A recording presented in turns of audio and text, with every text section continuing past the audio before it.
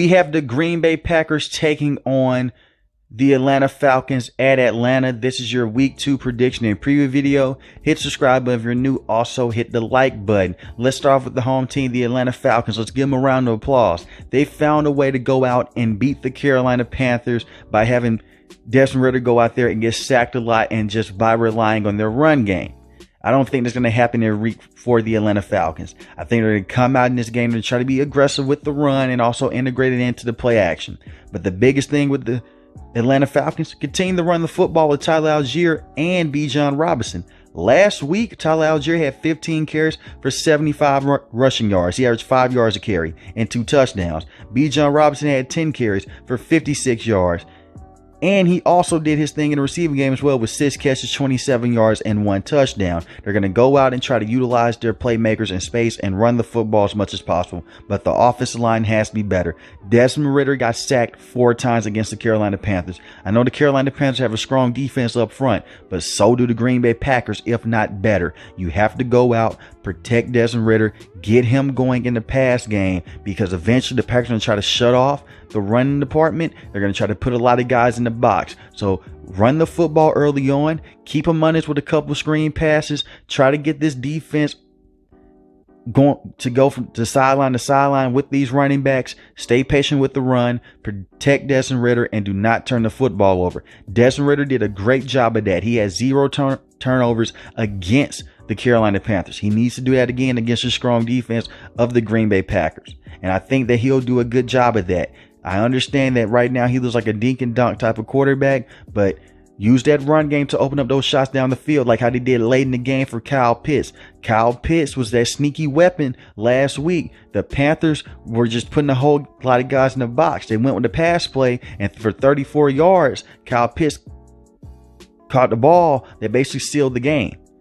You know, they won the game 24-10, but they've just when the momentum and everything just went off in that stadium. So, and you're also playing in Atlanta again. So use that to your advantage and get Drake London going. Drake London had 1 target last week, 0 receptions, 0 yards. Get your franchise wide receiver going, and also be on the lookout as well if Cordell Patterson can play. Didn't play last season, but this is a guy that could play running back. He could play wide receiver. Isn't the best wide receiver, but when he gets in the slot, he can do some things. He can do some special things in the kick and punt return as well. So if he's able to play, there'll be a big boost this week for this Atlanta Falcons team. Now defensively, they looked extremely good against Bryce Young and crew.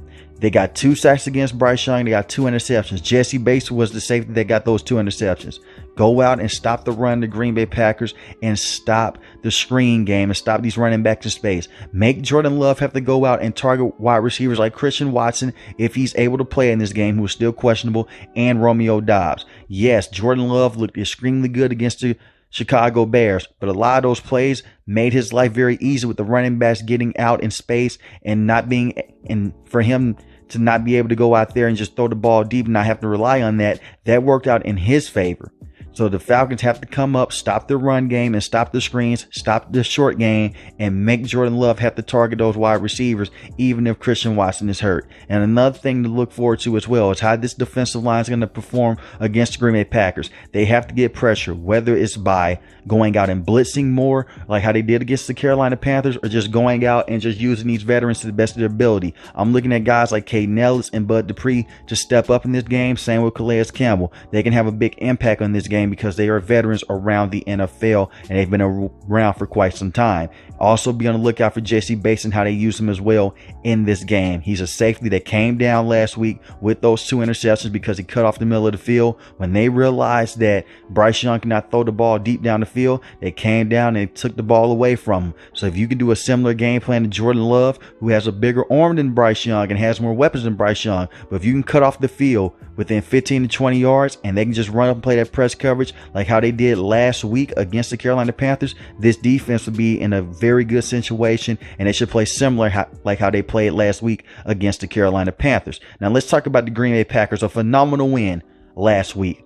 A phenomenal win against the Chicago Bears. They made the Chicago Bears look horrible, and right now Jordan Love owns the Chicago Bears now. They won the game 38-20. He was 15-27 on the day, 245 passing yards, 3 touchdowns, and got sacked once.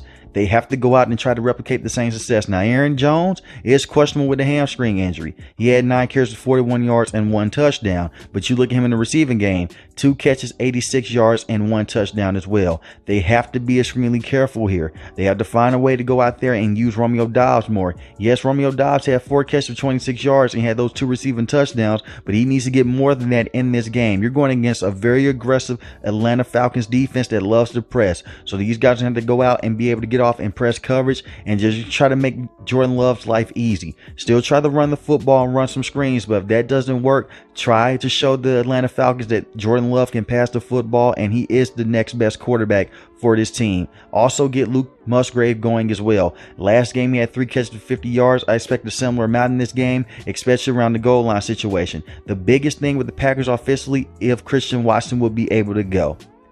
Right now, he's on pace to play this game. He missed week 1 with a hamstring injury. If he is able to play, that's a big plus for this team because that's the guy that can take the top off this defense and he can make the Atlanta Falcons pay if they don't have their defensive adjustments right as well. Now, the defense of the Green Bay Packers, this is where things got extremely good. Darnell Savage, Rasul Douglas, Devontae Campbell, all those guys had a great day, and also Devontae Wyatt as well. When I look at Quay Walker, who is questionable with this game, but he is expected to play. He was the guy that had the pick 6 in this game.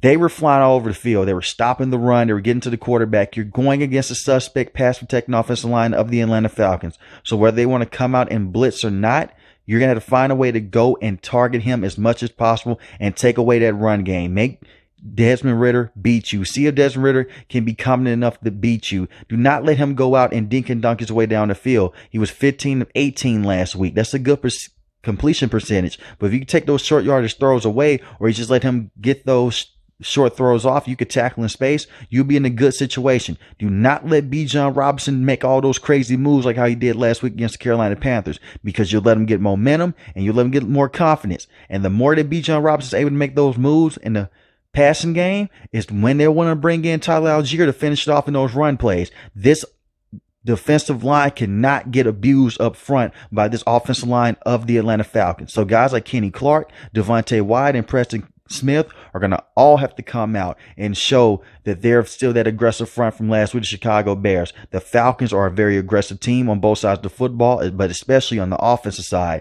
Hold your own in that run department and do not get frustrated and just make level-headed plays. Go out and make the tackle. That is pretty much it defensively. Go out, make the tackle, stop the run, and make Desmond Ridder beat you. And make him have to throw the football on guys like Jair Alexander and Rasul Douglas to prove that he is a franchise quarterback for the Atlanta Falcons. With that being said, this is going to be a close game. It's going to be extremely close. I think the Green Bay Packers win this game 24-20. I think they're going to try to stop the run of the Atlanta Falcons. I just don't know if Desmond Ridder is a guy to go out there and throw the ball 25, 30 times. The Packers do stop the run. But if they can run the football at a high clip with both of their running backs, the Falcons can win this game. I have the Green Packers win this game 24-20. Let me know in the comment section below. Who do you have win this game? The Green Bay Packers or the Atlanta Falcons? If you're new to the channel, hit the subscribe button. If you like the video, hit the like button. Most importantly, want each and every last one, guys, stay safe, stay positive. Thanks for watching the video, guys. Peace.